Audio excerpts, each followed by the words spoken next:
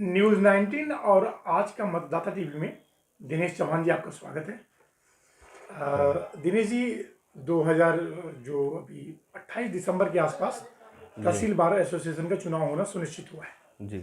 तो मैं चाहूँगा कि इस वक्त जो आप चुनाव लड़ने जा रहे हैं आपकी किन किन बिंदुओं की सबसे बड़ी प्राथमिकता होगी तहसील बार एसोसिएशन में।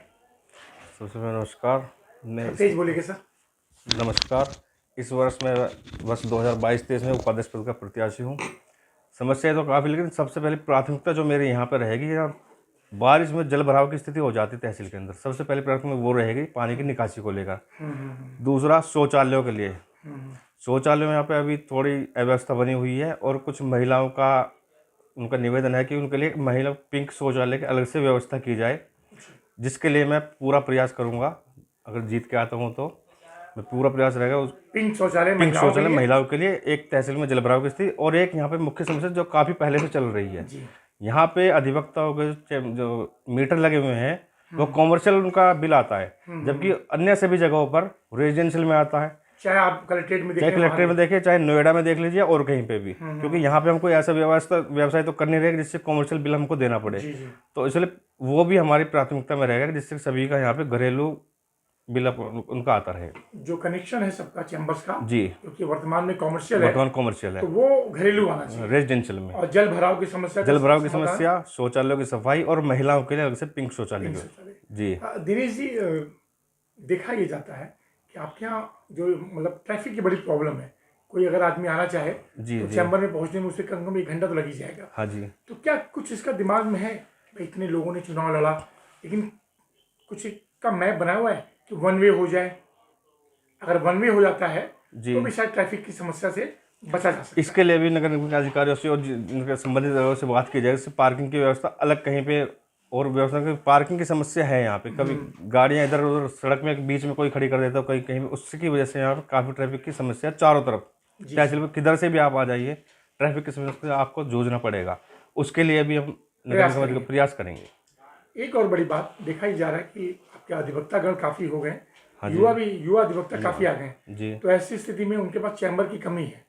क्या राज्य सरकार से योगी जी से कुछ बात करेंगे इस बारे में आप? हाँ जी, उनके लिए भी सभी जो नए अधिवक्ता कुछ आ चुके हैं और अभी बहुत से ऐसे हैं जो यहीं पर रहकर अब तैयारी कर रहे हैं, उनको भी भविष्य में हो सकता है कि अपने अलग से जगह की आवश्यकता पड़े, उसके लिए भी सभी से प्रयास किया जाएगा जिससे उनकी चैम्बरों की व्यवस्था कराई जा सके। एक और बड़ी बात, आप अधिवक्ता हैं जी, और अधिवक्ता बहुत ही आज के समय में, चाहे डॉक्टर्स हों या वकील हों, उनको समाज बहुत सम्मान के दृष्टिकोण से देखता है। हाँ जी। जो तहसील बार का चुनाव है, हाँ जी, और जो यहाँ के अधिकारी हैं, तहसीलदार हैं जी, उसमें अक्सर देखा जाता है कि सामंजस्य की कमी कहीं कहीं नहीं आती है, ज़्यादातर स्ट्राइक की नौबत आती है। तो क्या जो आपकी कार्यकारिणी है या जब आप चुनाव जीत के आएंगे तो इन मुद्दों को प्रमुखता से रखेंगे?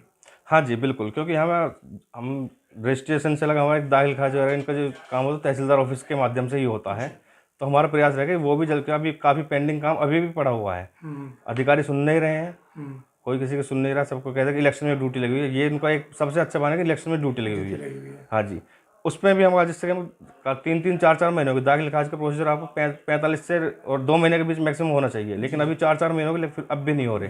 तो उसके लिए ये सुचारू रूप से हो, जिससे कि चलता रहे, थोड़ा डिले हो जाए। हम भी समझ रहे हैं कि चुनाव में ड्यूटी लगी हुई है, लेकिन परेशानी हमें भी है, हमें भी पार्टी को जवाब देना पड़ता है। वो समझते कि हम बेवकूफ़ बना रहे हैं जबकि काम अधिकारी नहीं कर रहे, तो उस पर भी हमारा प्रयास रहेगा, थोड़ा टाइम निकाल के उसको भी अपना करते रहें कार्य, उसके लिए हमारा प्रयास रहेगा। तो उसके लिए प्रयास। अच्छा, एक बात और, आपको शायद याद होगा कि गलत जमीनों की रजिस्ट्री का भी मुद्दा कभी कभी आया था। ऋतु महेश्वरी जब डीएम थी तो ऐसी स्थिति में कुछ दिन के रजिस्ट्री रोक दी गई थी। हाँ जी। उसके बाद आपके लोगों ने काफ़ी प्रयास किया, रजिस्ट्री सुचारू रूप से चालू हो गई। क्या एक अधिवक्ता होने के नाते जो भी इलीगल रजिस्ट्री वगैरह होती है, इसके बारे में आपकी जो कार्यकारिणी है, जो आपका जितने लोग चुनाव जीत के आएंगे, कुछ उसके लिए कोई कमेटी वगैरह बनाने का भविष्य में प्रयास होगा? उसके लिए हम सरकार से, यहाँ के लोकल प्रशासन से उनसे बात करेंगे कि जो भी इस तरह के आप उनको चिन्हित कर दीजिए, कोई खसरा नंबर हो जहाँ की जरा बैन हो, क्योंकि हमें तो पता नहीं कहाँ पे क्या बैन है, जब हमारे पास कोई डॉक्यूमेंट लेकर आ रहा है, पूरा रजिस्ट्री लेकर आ रहा है, तो हम उसके बाद ही करते हैं, बिना डॉक्यूमेंट के हम करते नहीं। जी जी जी। तो अगर प्रशासन को भी हमें यहाँ पे आप उपलब्ध कराने पड़ेगी सभी जानकारी कि ये खसरा बैन है या इस जगह की आपको नहीं करनी है, तो उसके लिए हम पूरा रहे, जो प्रशासन जिनके लिए मना करेगा हम उनको बिल्कुल भी नहीं करेंगे। उसको आप जो है आपके लिए थोड़ा आसान हो जाएगा, हमको भी, हमें पता प्रशासन को इसमें थोड़ा आगे बढ़कर करना चाहिए, क्योंकि हमें सभी जगह की जानकारी हम नहीं ले सकते, लेकिन प्रशासन अगर लिस्ट दे देंगे तो हमें काफ़ी सुविधा हो जाएगी। क्योंकि ये जीवन से जुड़ी हुई चीजें हैं। हाँ जी। आदमी रजिस्ट्री बड़ी सोच समझ के करता है। हाँ जी। तो उसमें किसी का नाम जो है जी सम्मिलित नहीं होगा, एक न्यायोचित काम। हाँ जी। दिनेश जी, उत्तर प्रदेश की जो सरकार, योगी सरकार है जी, उसको कैसा देख रहे हैं आप? काफ़ी हद तक मैं इनके काम से प्रभावित हूँ। हाँ जी।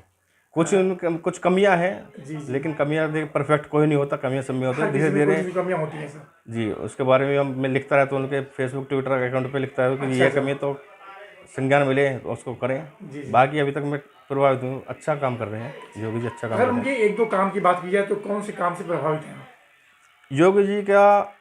मैं सबसे पहले देखता हूँ यहाँ पे जो अभी सड़कों पर अतिक्रमण था, सबसे पहले मुझे इनका जो अतिक्रमण इन्होंने हटाया है, जो रोड से थोड़ा पीछे करते, सबसे अच्छा काम इन्होंने किया। काफ़ी हद तक जाम की समस्या से मुक्ति मिल गई उससे। जैसे आप मुरादनगर की तरफ से चले जाइए ज़्यादा, तो काफ़ी जाम रहता था वहाँ पे। बाकी आपका जो रोड पे काम चल रहा है, मेट्रो का काम चल रहा है, ये काफ़ी अच्छा आम law and order Yogi ji के बारे में क्या है? लॉ एंड ऑर्डर के बारे में लोग कहते हैं भाई महिलाएं सुरक्षित हो गई हैं, लॉ एंड ऑर्डर अच्छा हो गया, इसमें कुछ सच्चाई लग रही है आपको? सुधार हुआ है, लेकिन अभी उस हद तक नहीं हुआ, उस हद तक नहीं जिससे कि हम पूरी तरह संतुष्ट हो सके, वो नहीं हुआ अभी। जी जी जी जी जी, उस तरह से नहीं जी। अच्छा, चलिए हम तहसील के मुद्दे पर आ जाते हैं। हाँ जी। तो तहसील में चुनाव जीतने के उपरांत हम कैमरा कम से कम आप इस बात को अवश्य बोलें कि कम से कम इस बार जल भराव की समस्या और पिंक टॉयलेट, जी, मैंने पहले प्राथमिकता रहेगी मेरे जल भराव की, क्योंकि यहाँ अगर थोड़ी देर के लिए बारिश हो, यहाँ बहुत बुरी समस्या हो जाए, निकलने के लिए जगह नहीं होती बिल्कुल भी, वो हमें भी जूझना पड़ता है उससे सब। और ये नहीं कि क्लाइंट ही दूँ, हमें खुद भी जूझना पड़ता है। तो इसलिए सबसे पहले वो, और महिलाओं के लिए पिंक टॉयलेट के लिए पूरा प्रयास ये जो है आपकी बड़ी प्राथमिकता। अच्छा, यहाँ पे वो भी था, वाटर हार्वेस्टिंग कुछ था, हाँ जी, तो चालू हालत में या बंद है? वो चालू है, उसकी भी सफाई नियमित रूप से कराई जाएगी। जी जी जी जी जी। चुनाव जीतने पर हम उसको भी, ये सब आपके बड़े मुद्दे होंगे। हाँ जी, हाँ जी। और जो शासन से बात करके अधिवक्ताओं के चैम्बर के लिए भी प्रयास किया जाएगा। जी जी जी। और यहाँ का जो बिजली की समस्या, उसके लिए भी क्या है, बिजली भी बहुत बड़ी प्राथमिकता है। वो भी बहुत ज़्यादा है। कई वर्ष बीत गया, किसी भी कार्यकारिणी ने इसका निर्णय नहीं लिया। हाँ जी, हाँ जी। इस बार शायद बिजली की समस्या प्रयास पूरा किया जाएगा कि वो शासन से बात की जाएगी कि उसको रेजिडेंशियल में ही किया जाए। जी जी जी। दिनेश चौहान जी, आपका बहुत बहुत धन्यवाद। Thank you sir. नमस्कार।